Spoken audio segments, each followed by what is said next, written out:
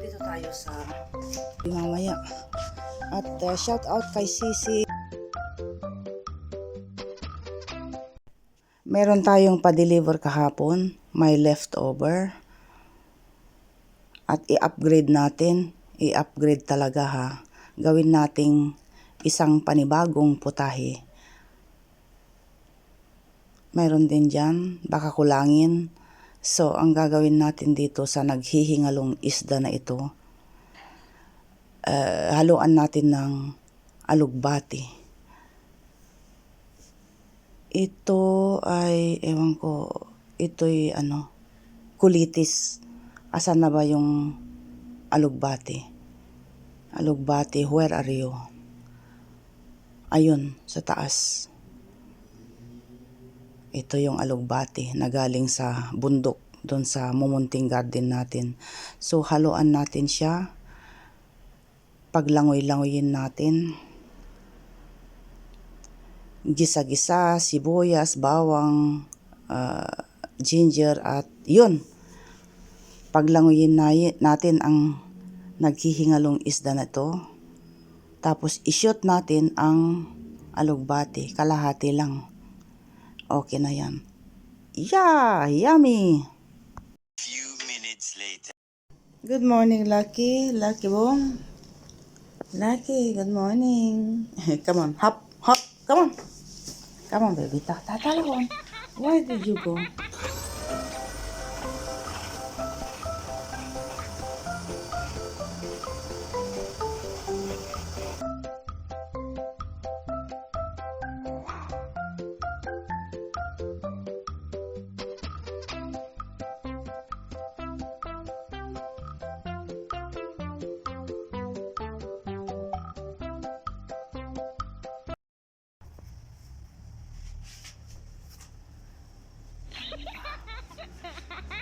Dito tayo sa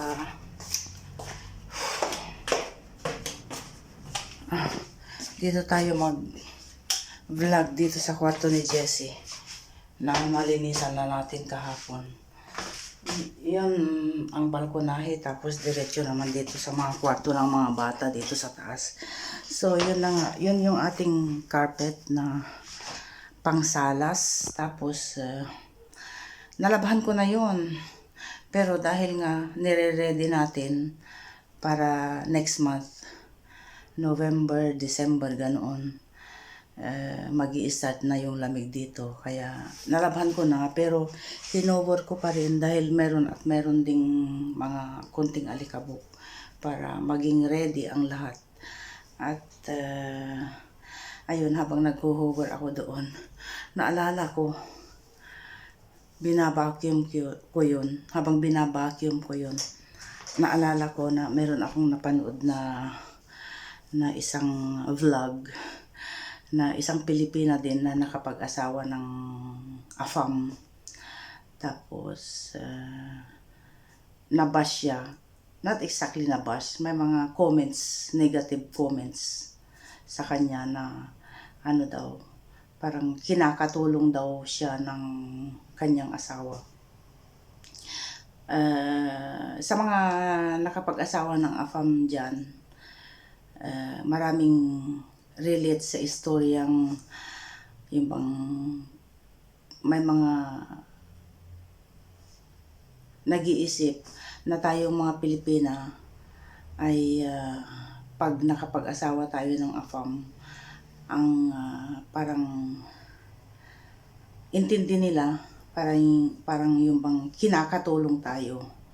Lalo na ako siguro, dahil karamihang mga vlogs ko, pinapakita ko yung trabaho ko, kung gaano ako nagpapagod, paano ako naglilinis, kung paano ako nagluluto, parang ganun ba.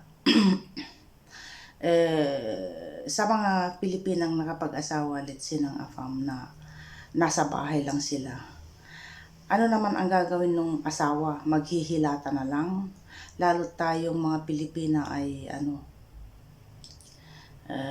maintindi, mapagmahal, malinis, parang ganun ba. Let's say yung asawa mo, nagtatrabaho tapos nakahilata ka ng buong maghapon. At saka isa pa, kahit tulungan ka pa ng asawa mo, yung bang parang hindi tayo kontento sa linis ng mga lalaki, di ho ba? Parang makukonsensya rin ang isang babae kahit na siya ay nagtatrabaho pa, let's say, nagtatrabaho silang dalawa. Yung bang ayaw ipagkatiwala ng babae, lalo na tayong mga Pilipina, malinis, ayaw ipagkatiwala nung tayo sa mga asawa natin, yung paglilinis ba, okay, nakakatulong sila, let's say, maghugas sila ng pinggan, pero parang hindi ka kontento ba na, ay, parang hindi malinis yung gawain nila, parang ganon.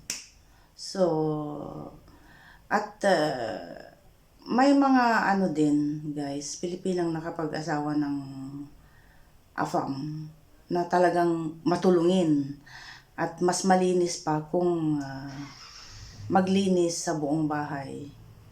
So yun, naisip ko lang habang nag-vacuum ako doon na yun ang intindi ng ibang tao, lalo na karamihan sa Pilipinas, hindi nila alam yung mga buhay nating nakapag-asawa ng ibang lahi. So, iniisip na lang nila yung bang kinakatulong tayo ng ating mga asawa. Hindi po ganun. So, ayun. At ano na naman ang susunod, yun na, natapos na natin yung doon, ipapasok ko ulit, ipapasok ko doon. Basta everyday na lang gusto kong i-organize ang lahat-lahat ng mga bagay-bagay dito. So ayun, tapos doon naman ako sa stock room kung saan naandun yung mga aparatos ni Habi, dahil yun nga, contractor. Yun nga, contractor si Mister. Kaya marami siyang aparatos. Merong stock room dito sa bahay, sa taas. Tapos meron ding stock room sa baba. So sabi ko, bakit hindi na lang pag-isahin yung mga gamit niya dito sa baba. Pero yun nga, hindi matibay yung doon, yung pintuan sa baba. Kaya yung mga importante, yung mga mamahaling mga aparatos niya, dito niya inilalagay. So tapos na tayo doon. Magbubuhos naman tayo ng tubig. Magbubuhos tayo ng tubig. Yung ilaw, patayin natin para tipid kuryente. Ayun. Yun lang sinasabi ko. Ang trabaho, alam nyo, ang trabaho ko, dire-diretso yan. Malakas ako, tapos marami akong nagagawa. Kaya lang, ang telephone na ito, istorbo. Let's say, kung kahit na nagtatrabaho kang ganyan, tapos masilip ko lang yung phone ko. Nako, parang may humihila sa akin. Kunin mo ako, hawakan mo ako. Ganon ang sinasabi ng aking phone na ito. So, yun na, tapusin na natin. Pasok ko ito. Ayun, tapos na tayo sa pagbuhos ng tubig dito. Hindi ko na ipinakita sa inyo, guys. Pawis na pawis ako. Pagod na pagod. Oh. Ayan. I-dry muna natin ng konti. Si Lucky sitting pretty dito. Si Lucky sitting pretty dito. Ayan. Lucky. Okay na.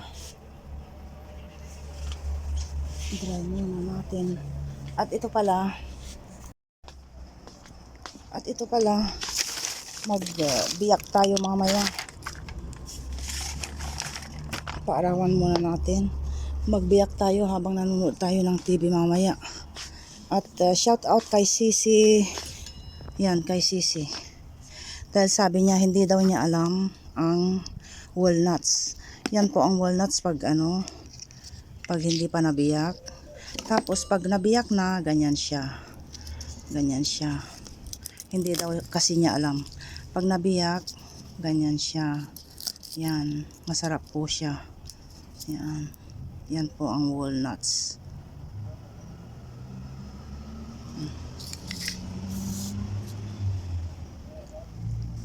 At siya nga pala, oh, ang cute ng aking aloe vera. Ang taba-taba. Tapos dito, mga alugbati ko. Malulusog.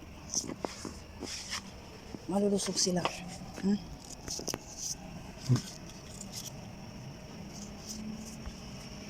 Feel nyo yung haring araw, matapang siya. Parang summer today. Tapos yung aking ampalaya. Ano, sa tingin nyo guys? Makakasurvive pabayaan? Dahil next month, magi-start na yung lamig. Yan, umaakyat oh. Back